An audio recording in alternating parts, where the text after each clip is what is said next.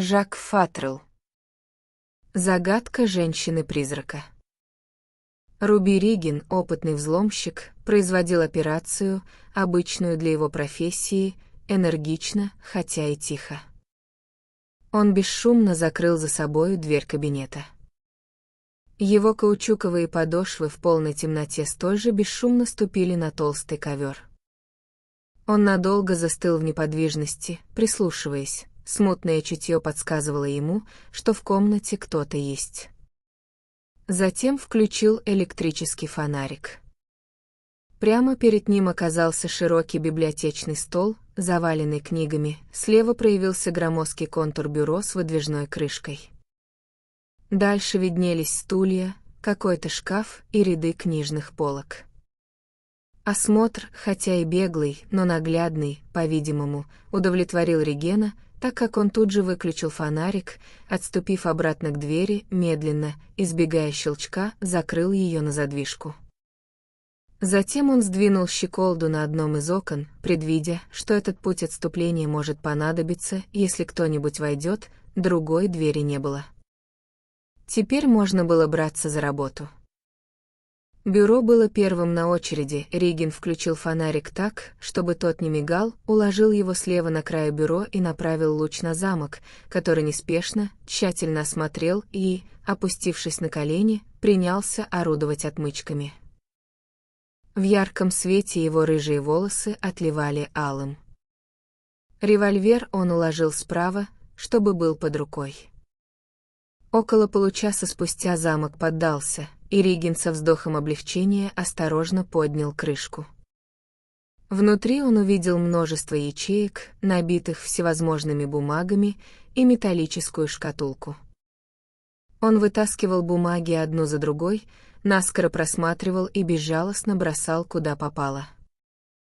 Потом просмотрел выдвижные ящики, тщательно осматривая каждый предмет, прежде чем вернуть на место. «Наверно, оно в шкатулке», — решил он наконец. Усевшись на пол, он зажал шкатулку между коленями и применил к ней свои многочисленные таланты. Еще несколько минут, замочек щелкнул, и крышка открылась. Риген улыбнулся, ибо в шкатулке были плотно уложены пачки банкнот. Однако их он вывернул прямо на пол. Он искал кое-что другое. Ну и странная штука. В конце концов подумал он. Его нигде нет. Он задумался, с нежностью поглядывая на россыпь денег. «Конечно, если я не найду то, чего хотел, возьму то, что есть», — постановил он. И принялся рассовывать деньги по карманам. То и дело Риген приглаживал свою рыжую шевелюру. Это означало, что он крепко озадачен. Уже собираясь подняться, чтобы продолжить изыскание в других направлениях, он услышал голос, спокойный, мирный, приятный голос, примерно в полуметре позади своего правого уха. «Не вздумайте взяться за револьвер, будьте добры», — посоветовал голос. «Иначе я выстрелю». Рука Ригена машинально потянулась к оружию, лежащему на краю бюро, но, заслышав резкий щелчок курка, он отдернул руку. Поняв, что на данный момент попал в тупик, он снова опустился на пол, ожидая выстрела. Но выстрела не последовало, и он повернул голову, чтобы узнать почему. Увиденное ошеломило его. Посреди комнаты колыхалось полупрозрачное, белое, ажурное нечто наподобие женской фигуры. Но была ли это женщина? Голову фигуры окутывала белая дымка, черты лица не проглядывали сквозь мутную вуаль, и в неясном отраженном свете все вместе казалось до смешного нематериальным. Однако голос был женский, даже точнее, девичий. «Не шевелитесь, пожалуйста, и не шумите», — снова посоветовал голос. Да, точно, голос молодой девушки. Риген заметил маленький, с золотыми накладками, револьвер в ее правой руке, причем дуло в этот момент было нацелено точно в его голову с весьма близкого расстояния. Заметил он также, что оружие висело в воздухе уверенно, не подрагивало и не колебалось. «Хорошо, мадам», — неохотно буркнул Руби. Белая фигура обошла вокруг него. А может, поплыла? Подобрала его револьвер с бюро и спросила. «Вы мистер Ригин, не так ли?» «Да, мадам», — ответил Ригин, слишком удивленный, чтобы отпираться. «Вы нашли это?» «Нет, мадам». Был ли фантом реальностью? Ригин, усомнившись, потер глаза. Скорее всего, он заснул. И сию минуту проснется. Он зажмурился и снова открыл глаза. Но девица никуда не исчезла. Она была, хотя ее не могло быть, не могла она быть настоящей, ибо была призраком. В комнате ее точно не было, когда Ригин вошел, и войти позже она не могла, потому что он запер дверь изнутри. «Простите, что беспокою вас, мистер Ригин», — продолжало привидение, «но вам пора вынуть деньги из кармана и вернуть на место». Ригин взглянул на дуло револьвера, и женщина-призрак качнула им. По меньшей мере эта штука была, несомненно, настоящей. Не говоря ни слова, он стал вытаскивать пачки банкнот и только после этого рискнул снова поднять голову. «Вы достали только 8 пачек», — спокойно заметила призрачная девица. «А забрали 9». «Да, мадам», — согласился Ригин. Его как будто загипнотизировали. Пошарив по карманам, он добыл остаток денег, уложил все в шкатулку, закрыл металлическую крышку и защелкнул замочек. «Прекрасно», — одобрительно сказала девица. «Ну а теперь извольте отправляться по своим делам». Чтобы подняться, Ригену пришлось сперва встать на четвереньки, весьма неуклюже. Привидение отступило чуть в сторону, хотя все еще находилось рядом с Ригеном. Резко выпрямившись, он выбросил обе руки вперед и, ударив снизу вверх по ее запястьям, выбил оба револьвера. Другим быстрым движением он схватил с бюро фонарик и выключил его. В темноте раздалось шарканье ног, как будто там кто-то боролся. Потом негромкий отчаянный вскрик и, наконец, выстрел. Спотыкаясь, Ригин вслепую метался по комнате в поисках двери. Найдя, ухватился за все еще закрытую задвижку и яростно ее дернул. Однако тут же раздался тяжелый топот, кто-то бежал по залу в сторону кабинета, и Ригин остановился. Окно. Другого выхода не осталось. Выстрел поднял переполох среди прислуги. Вор бросился к окну, но оно отказалось открываться. Шумели уже прямо под дверью. Ригин в отчаянии пытался нащупать боковые скобы оконной рамы, но они как будто исчезли. Дверь содрогалась, по ней били чем-то тяжелым. Задвижка могла не выдержать, она уже поддавалась, Ригин слышал, как трещит, ломаясь, дерево. Тогда он изо всех сил ударил кулаком по стеклу, вскочил на стул и с него вывалился наружу. Спустя минуту дверь под напором сломалась и рухнула внутрь. На следующее утро Честер Миллс, богатый коммерсант, явился к детективу Мэллори, начальнику отдела расследования уголовных преступлений. «У меня есть большое поместье в 40 милях от города», — начал Миллс без предисловий. «Вчера был последний день месяца, поэтому я отправился в банк и снял со счета $900. Дома я уложил их в металлическую шкатулку, которую спрятал в свое бюро. И то, и другое я запер на замке. В 11 часов я лег спать. Около 2 часов ночи я расслышал выстрел в кабинете. Стреляли из пистолета. Я выскочил из кровати и побежал в зал, куда выходит дверь кабинета, встретив по пути одного из моих слуг, О'Брайена. Кабинет оказался заперт, и мы вынуждены были выбить дверь. При этом мы услышали, что внутри разбилось стекло. Наконец нам удалось снести дверь, и О'Брайен включил свет. Одно из двух окон было выбито, как будто кто-то выпрыгнул из него или был выброшен. Мое бюро было взломано и обыскано, бумаги рассыпаны по всей комнате. Крышка бюро была поднята, и я достал шкатулку. Она была пробита, пуля вошла сверху и вышла через боковую сторону. Пулю 32-го калибра я нашел, она застряла в полке бюро. Вот она. Милс бросил сплющенную свинцовую пулю на стол, и детектив Мэллори осмотрел ее. А потом я наткнулся на первую загадку, продолжал Милс. Открыв шкатулку, я пересчитал деньги. Мало того, что все пачки были на месте, денег стало больше, чем я положил днем.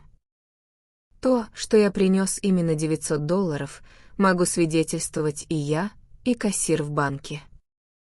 Но там оказалось на $10 больше, прибавилась одна 10-долларовая купюра.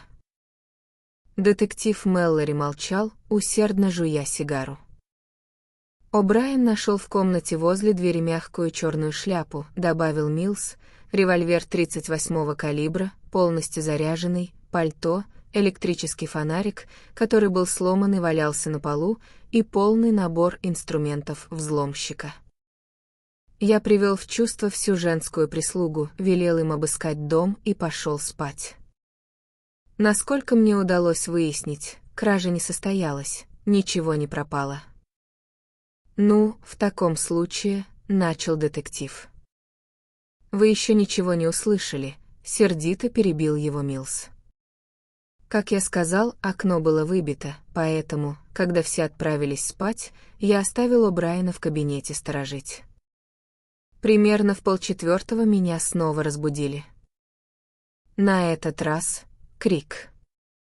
Женский. Я снова выпрыгнул из постели и помчался в кабинет. Свет там горел по-прежнему, но О'Брайен отсутствовал.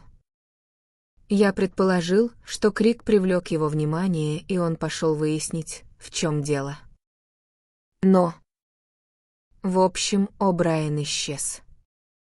Никто его с этого момента не слышал и не видел, пропал бесследно. Детектив Мэллори, храня молчание, долго сидел, покуривая сигару, и не сводил глаз с лица посетителя. На этом этапе к расследованию подключился выдающийся логик, профессор Агастас Си.Ф.Икс Ван Дузен, прозванный «думающей машиной». Все известные факты сообщил ему Хатчинсон Хэтч, репортер. Почтенный ученый муж позволил своим глазам сузиться до щелочек, сквозь которые поблескивали холодноватые голубые глаза, а его высокий, подобный куполу лоб избороднило глубокие морщины. Почему понадобилось стрелять? Допытывался у ученого озадаченный Хэтч. И кто стрелял? Было ли грабителей двое? Может, они подрались между собой, и один был ранен? На земле под окном нашли пятна крови, но тот, кто выпрыгнул наружу, мог ведь просто порезаться стеклом. И зачем было пробивать шкатулку? Ведь очевидно, что замок так сломать нельзя, и куда проще забрать ее с собой. Что означает появление лишней 10-долларовой бумажки? Где О'Брайен? Что за женщина там кричала и почему? Наконец, почему ничего не украли? Обрушив на собеседника весь этот водопад вопросов, Хэтч плюхнулся в кресло и закурил сигарету в ожидании разъяснений от думающей машины. Профессор окинул молодого человека кратким неодобрительным взглядом и колко заметил. Вы еще не задали самый важный вопрос. А именно, что за особенный предмет находился, или предполагалось, что должен находиться, в кабинете. Предмет настолько важный для кого-то, что за одну ночь были предприняты две дерзкие, я бы даже сказал отважные, попытки добыть его. Мне кажется, что узнать это невозможно до тех пор, пока... Нет ничего невозможного, Хэтч. Это всего лишь задачка на сложение, как в арифметике. 2 плюс 2 дают 4, не время от времени, а всегда.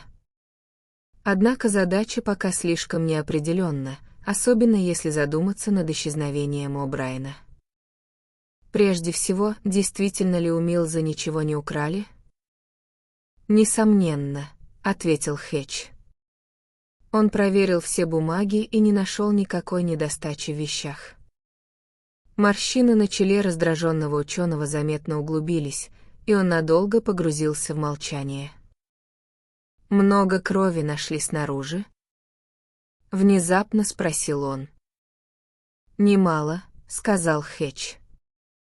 Похоже, кто-то основательно изрезался, независимо от того, выбросили его из окна или он сам прыгнул. Кровь нашли и на осколках стекла. Ван Дузен кивнул и продолжил расспросы. Точно ли установлено, что кричавшая ночью женщина не была одной из служанок? «А да», — уверенно ответил Хэтч. Все они разошлись по комнатам после первой тревоги, и вторая никого из них не разбудила. Только утром они узнали об исчезновении О'Брайена. Полиция что-нибудь выяснила?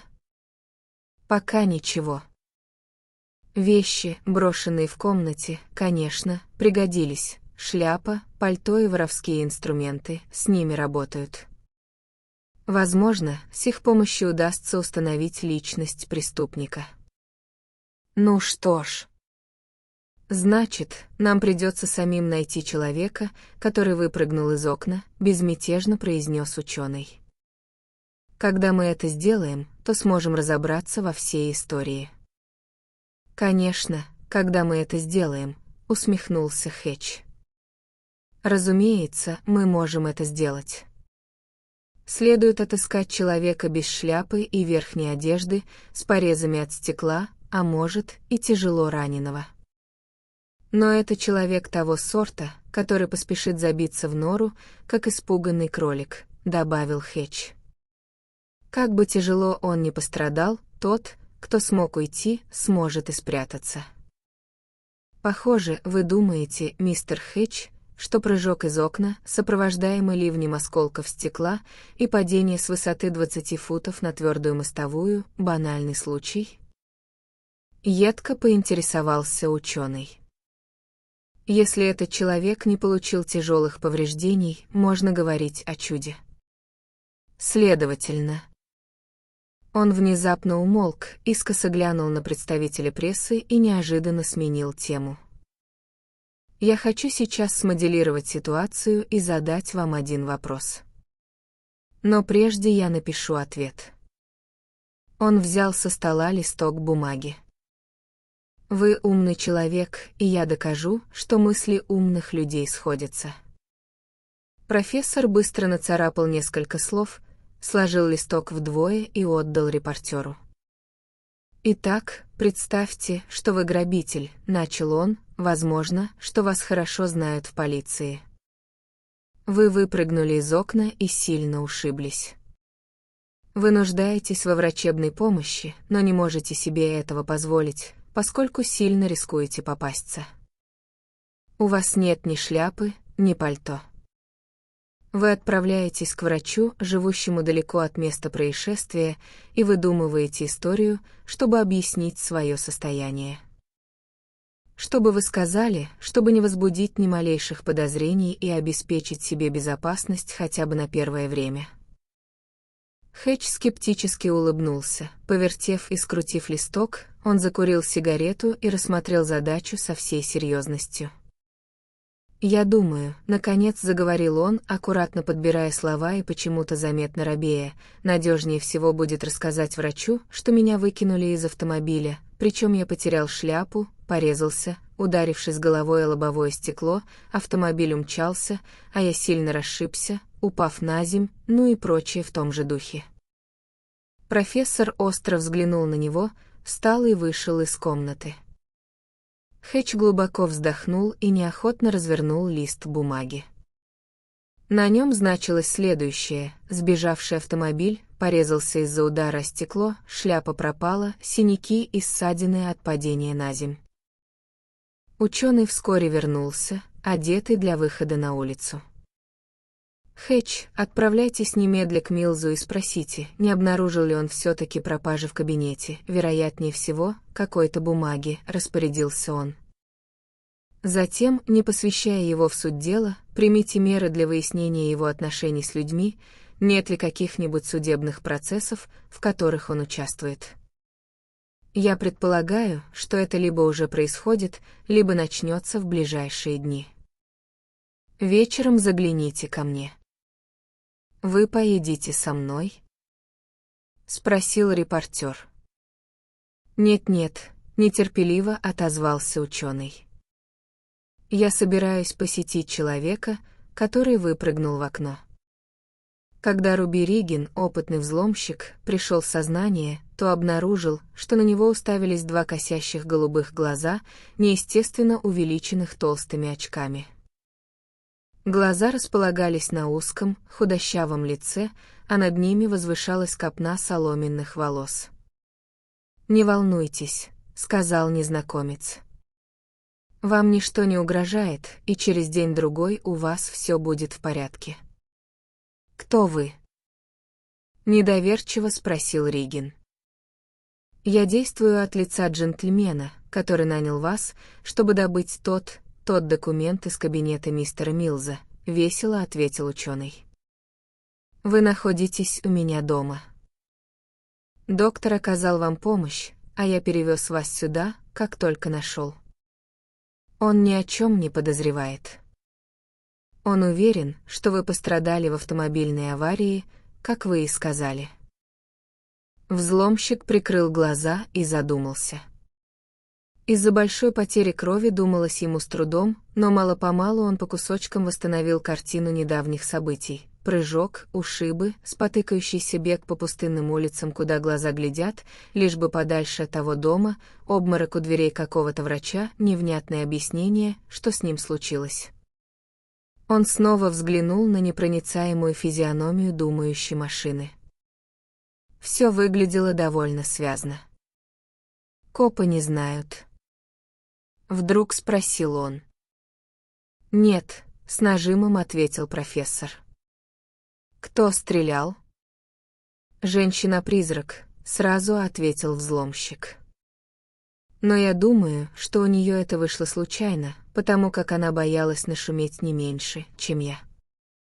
«А выпрыгнули вы, конечно, когда заслышали возню у двери?» «Да уж, ждать не стал». Хмуро буркнул Ригин. «Копы еще никогда до меня не добирались, и я не намерен водить с ними знакомство». «И женщина-призрак тоже», — подвел итог ученый. «Расскажите о ней». Ригин изложил ему историю странных событий в кабинете со всеми подробностями, какие смог запомнить. «Вот так и вышло, что до бумаг я не добрался», — сказал он в заключение. «Значит, эта леди была вся в белом?» «С ног до головы». Не знаю, призрак это или нет, но всю заваруху затеяла она. Руби помолчал с минуту и добавил: «Но как по мне, так призрак». Ей неоткуда было взяться в той комнате. Могла только проскользнуть в замочную скважину и тому подобное. И она обратилась к вам по имени, верно? Ага. Я еще и поэтому думаю, что призрак. Откуда бы ей знать мое имя, а? И зачем она спросила, нашел ли я его? Хатчинсон Хэтч пришел через час. Он выглядел возбужденным, почти взволнованным. Думающую машину он застал в лаборатории.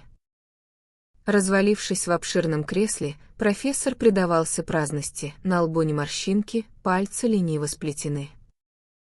«Что насчет тяжб, Хэтч?» — сказал он, не оборачиваясь. «Ну, я нашел с десяток дел, в которых Милз заинтересован так или иначе», — сообщил Хэтч, — «но одно особенно. Что-нибудь насчет прав собственности, надо полагать? Перебил ученый. Да, там речь идет о большом состоянии, а также о немалой недвижимости. Деловой партнер Милза, Мартин Пендекстер, умер 3 или 4 года назад, а теперь его внук, 22 лет от роду, потребовал от Милза вернуть часть денег и земель, утверждая, что тот присвоил их, когда Пендекстер умер. Милз упорно отказывался даже обсуждать этот вопрос, и парень, наконец, подал на него в суд. Слушание несколько раз откладывали, но скоро оно все-таки состоится.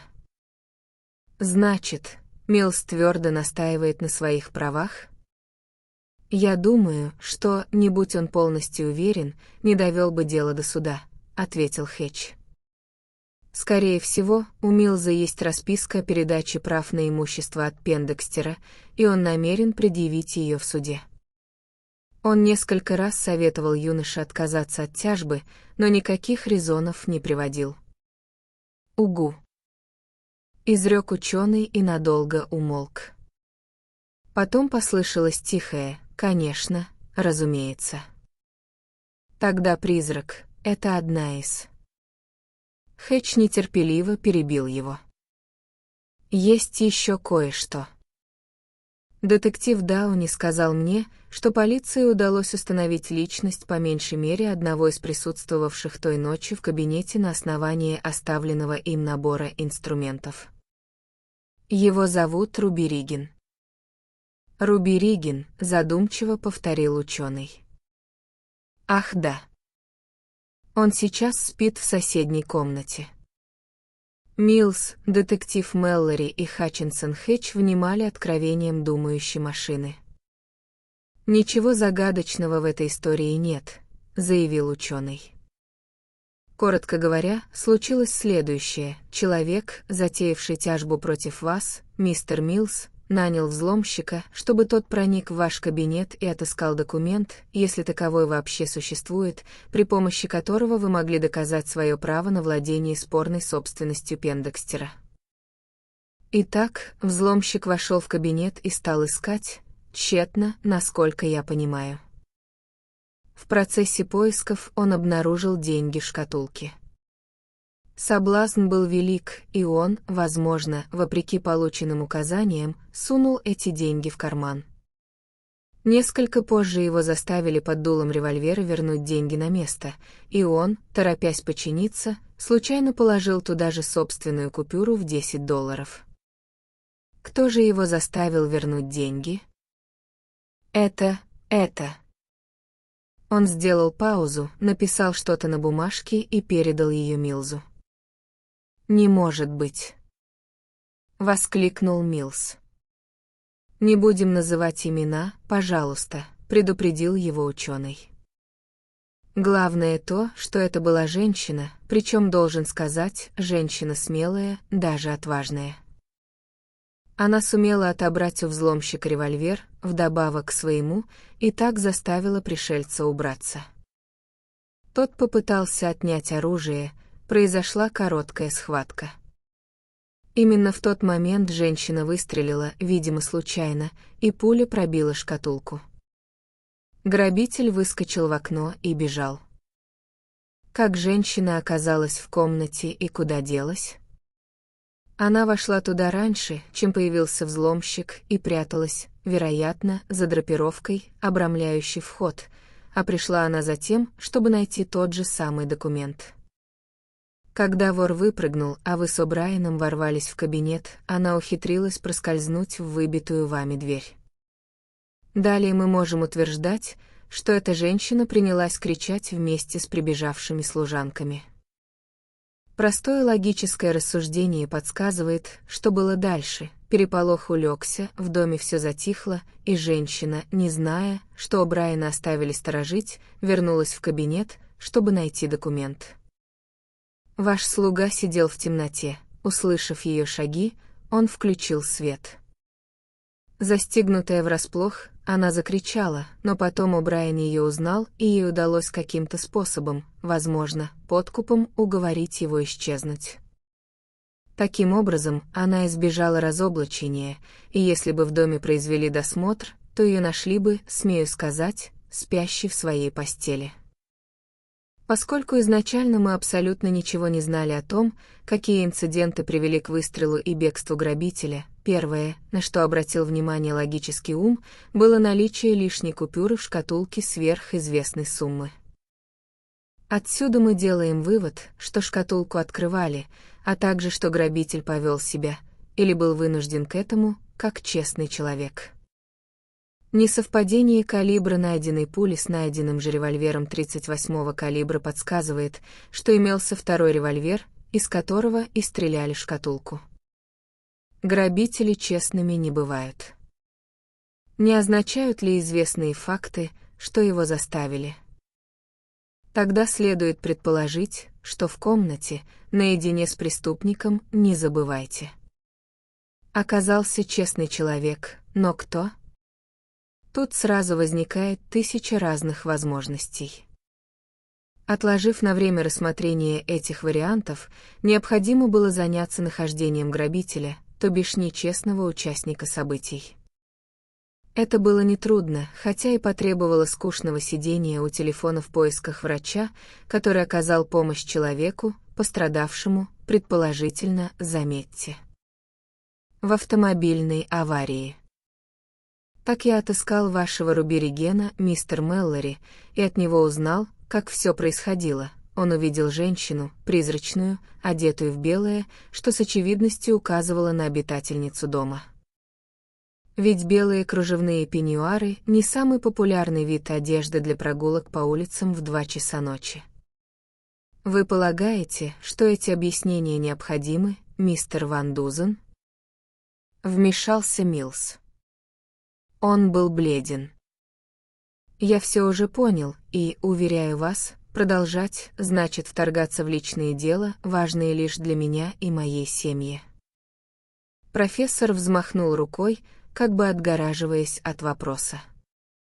Ради вашего же блага, мистер Милс, я скажу, что мотивы, побудившие девушку действовать, свидетельствуют не только о ее высокой смелости, но и о верности вам, а также, возможно, о неравнодушии к другому человеку. Вы понимаете, что я имею в виду? Девушка каким-то образом узнала, быть может, от того человека, что Риген нанят для этого дела, а посвятить ее в подобный замысел мог лишь человек, уверенный, что она его любит. Верность вам и естественное желание спасти репутацию того человека в ваших глазах заставили девушку лично заняться поисками документа. То, что и она, и взломщик явились в кабинет одновременно, чистая случайность. Ученый умолк, по-видимому, он сказал все, что считал нужным. «Продолжайте же», — потребовал детектив Мэллори. «Я хочу знать все до конца». Почему бы вам, Мэллори, не поискать Ригена самостоятельно? После долгой паузы сказал профессор. Мне это удалось. Наверняка удастся и вам. Где он? Где вы с ним виделись? У себя дома, спокойно ответил Ван Дузен. Я оставил его там, когда отправился сюда. Но человек, который делает такие признания, не задержится в том месте, где он их сделал, если только в силах уйти. Дело обстоит именно так, как я его изложил, мистер Милс. Думаю, что ваш отказ объяснить молодому человеку, на каких основаниях вы владеете собственностью, вполне оправдан, поэтому я больше не задаю никаких вопросов. Я вам скажу. Внезапно взвился Милс. Он на самом деле не внук Пендекстера. Если дело дойдет до суда, я буду вынужден рассказать об этом, потому-то я и советовал ему не затевать тяжбу. Что-то в этом духе я и предполагал, сказал профессор. Рубериген покинул дом думающей машины в наемном экипаже поздно вечером в тот же день. А несколько дней спустя дело Пендекстера было отозвано истцом.